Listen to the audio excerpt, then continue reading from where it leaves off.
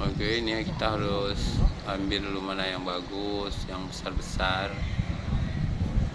ya telurnya.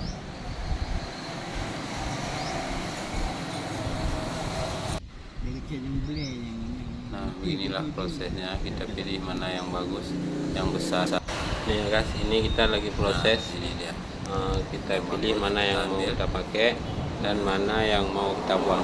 Kita pilih yang besar-besar untuk kita proses lagi, yang bisa dipakai sama yang nggak bisa.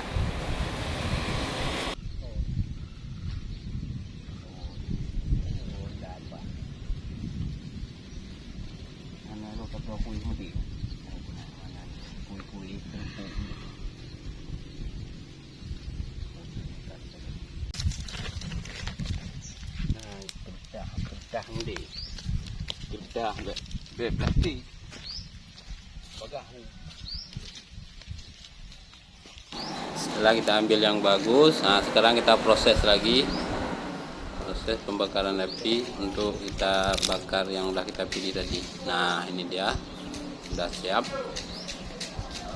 Dan sekarang untuk yang kita bungkus ini, nah yang kita bungkus ini itulah yang kita pilih tadi, itu umpannya. Wah, wangi aromanya guys. Nah, kita buka dulu. Nah, ini dia, ini udah siap.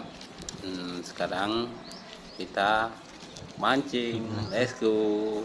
Oke, jangan lupa ikuti part 2.